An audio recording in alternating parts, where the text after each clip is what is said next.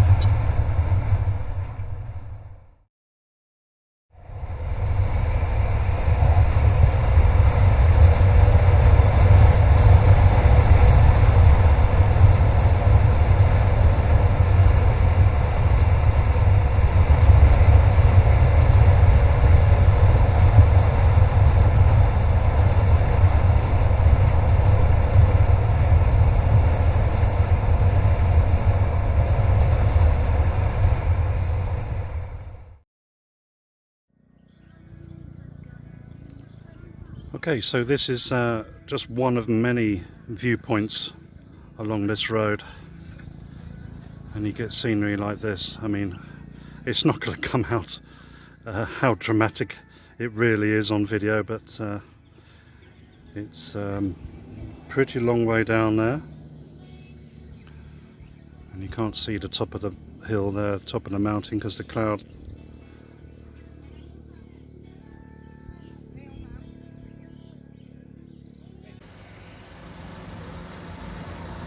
And we've got another viewpoint here overlooking these hairpin bends.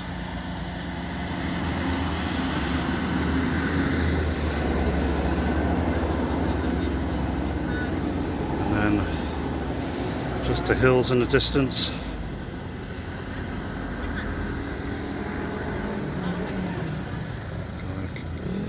Going up on his motorbike.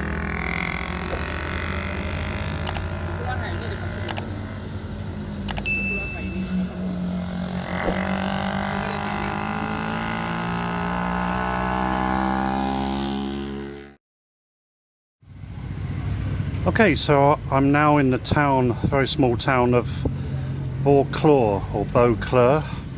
I'm not quite too sure how to pronounce it, but it's famous here in northern Thailand for producing salt. And they've been doing this for over 800 years here. And there used to be, I think, 9 wells, because the salt is underground, and they bring it up via buckets, via wells, in the form of brine, and then they boil off the brine and it produces the salt. But now there's only 2 wells left here, and we'll explore the area right in the middle of town to see how it's produced. I think we'll actually see a well, and I'll explain a little bit more as we're walking around. As I said, this is the main area here, and basically each family had their own well. And as I said, I'll explain a little bit about how they produce the salt, and also some sort of traditions, customs associated with it as well. Okay, so I've just walked into one of these wooden bamboo shacks, and this is how they're producing it the traditional way still after all these centuries. So as you can see, they've lit a fire underneath. It's almost like a kiln, and then you can see the brine in these two big dishes here, metal dishes, and it produces the salt from the brine. And then the two baskets over the two big dishes are there to dry out in the heat.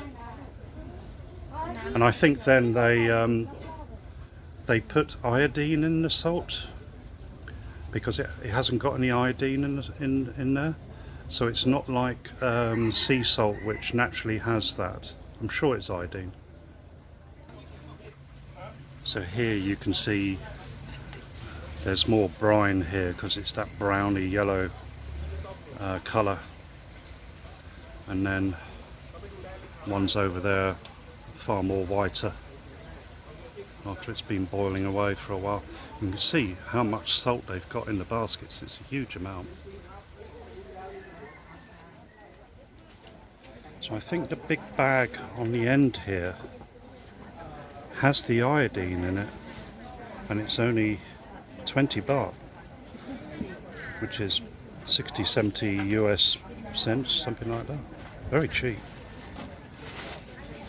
I'm not really I don't really need any more salt. I hardly use it at home anyway, only here and there for a little bit of cooking.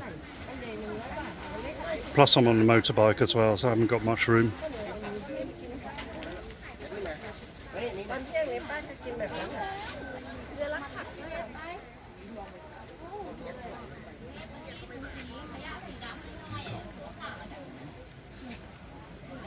Different colours here, pinks and yellows.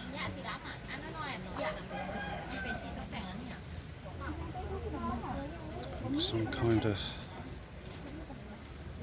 what is this? Oh, soap, salt soap. And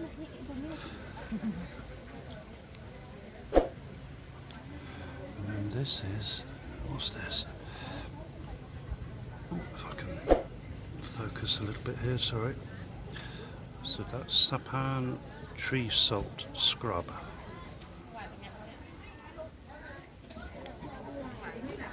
We have charcoal flavoured salt soap.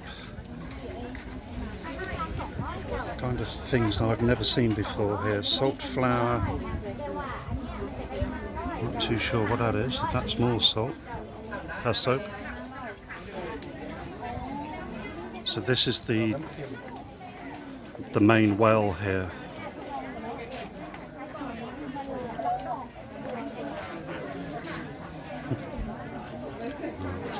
Let's have a look.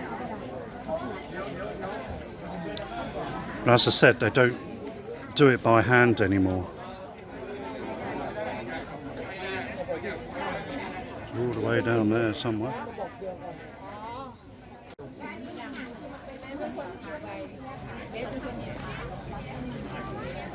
And so here you can see the modern pipes pumping the brine water up.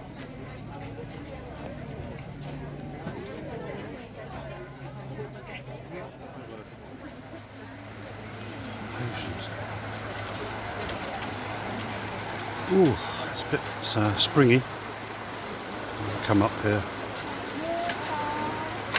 So it's very busy.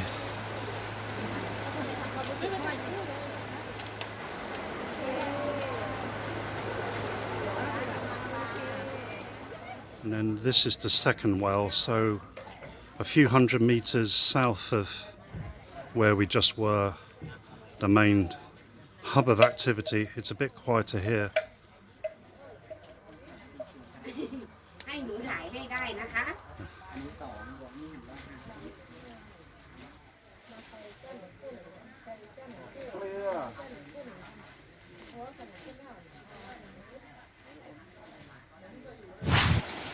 So I've come about 8-9 kilometers north of the salt town of Bo Kluea. And this is a river that comes down from the hills, and there's a waterfall further up which we'll seek out. You can see some of the stunning scenery here. I mean, it just goes up and up and up.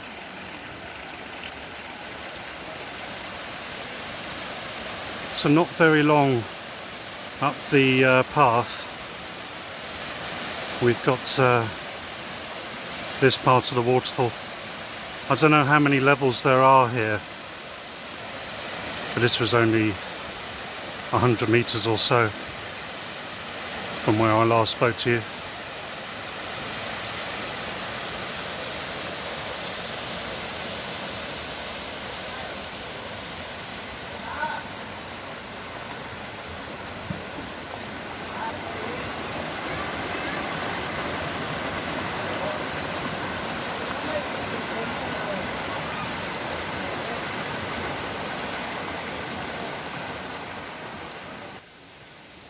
It's getting a bit more serious now.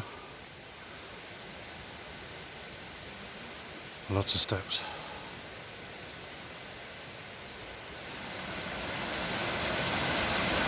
Right, I think we've reached the main bit of the waterfall.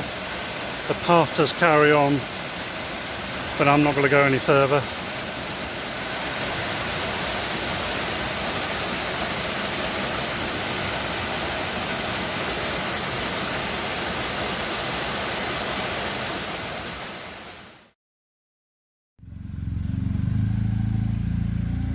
So I'm just on the way to Pua, and there's a shrine here, and I'll put some details of this. I think he's the first king of a particular dynasty that ruled this area.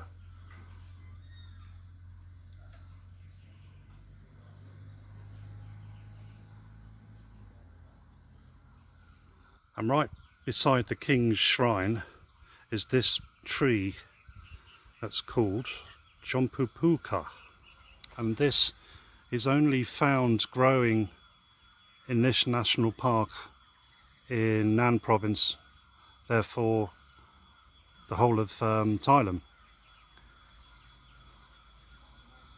And it just happens to be one.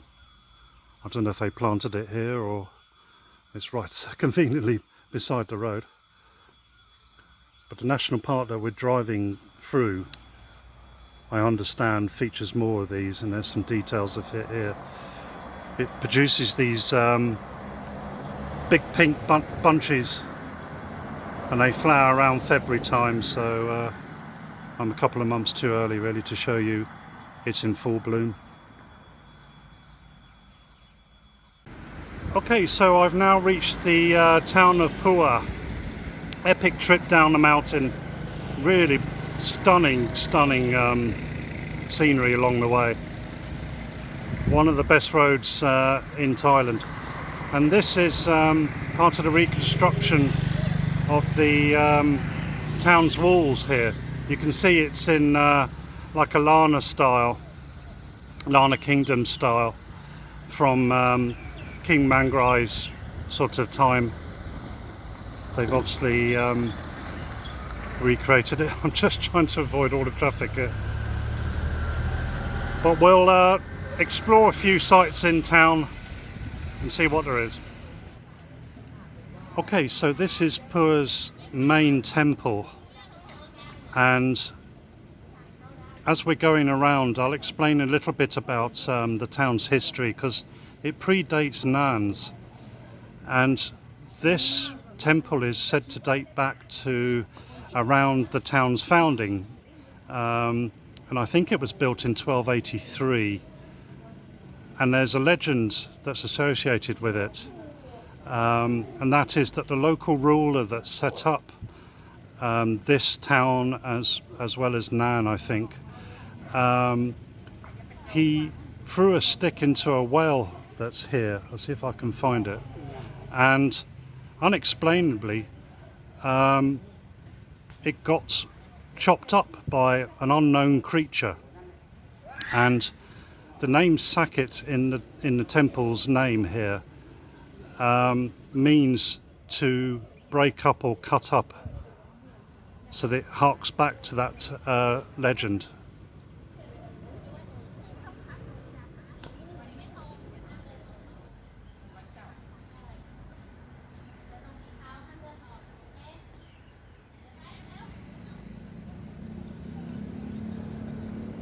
So Pua is quite a popular destination to stay in a resort, and this is what I'm doing tonight, and hopefully I've got a view of these mountains. I'm 2 or 3 kilometers south of town, so should hopefully be nice and quiet. But that's the view from the temple here, and I've literally just come down from those mountains. So this temple lies a couple of kilometers outside town, and it's very pretty.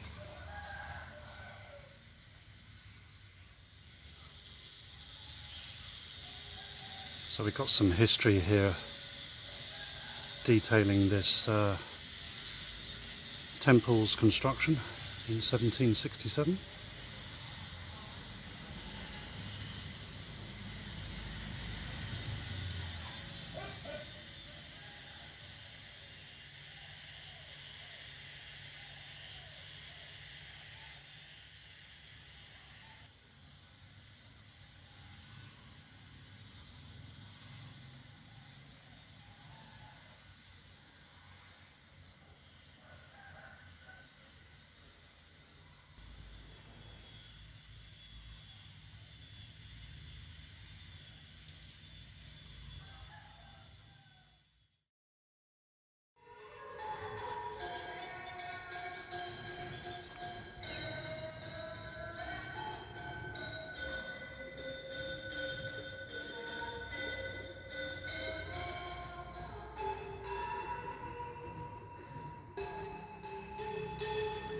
Okay, so behind the main assembly hall we have this small tree here, and it's called a dictyum, and apparently if you stroke its leaves it quivers like it's been tickled. So we're gonna have to give it a go, aren't we? Okay, let's see what happens if we just stroke its leaves then,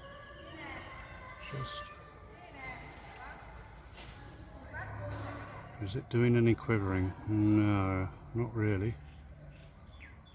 I don't know. I don't think it's really going to do any. Oh, that's the wind. That's the wind blowing.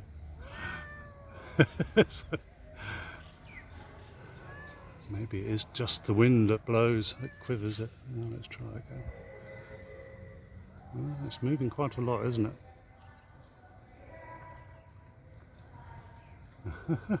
Oh well, I don't know if it's just the wind or if it is a bit ticklish.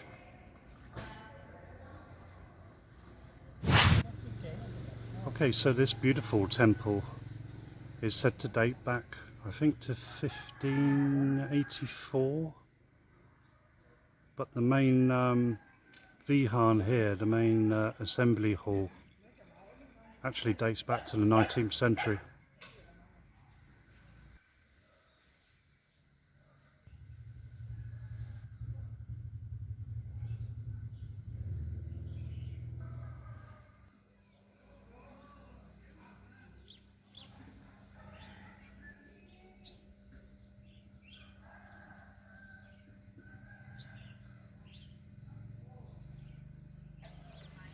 So this is Wat Phuket, even though we're miles away from the sea.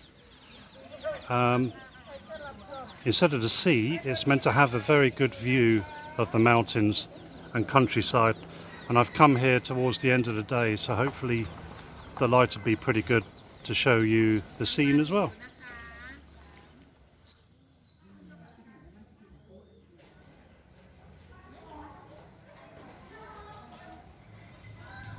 Well, it's a very popular temple here. So let's go and see what this view's like. It looks pretty good from here. Of course, you've got all your Instagram points. What do you get these days? Like this lady's taking a picture of another lady sitting down. And then, oh yeah, very good. Wow. And in this light as well, it's very, very good. It's 4:45. I could have come a little bit later, but I think this is pretty good. As I say, we're facing east, maybe northeast, so don't expect sunset or anything like that, but bathed in this beautiful light.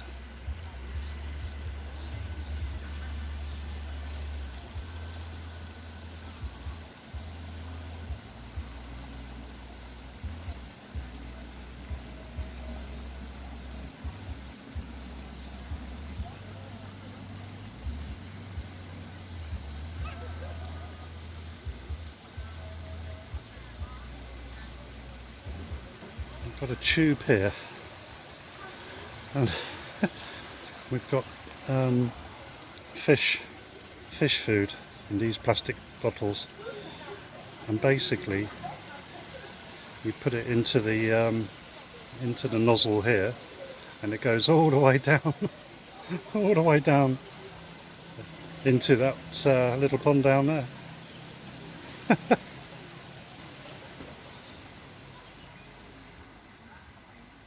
And that's where I'm going to leave off this video for now.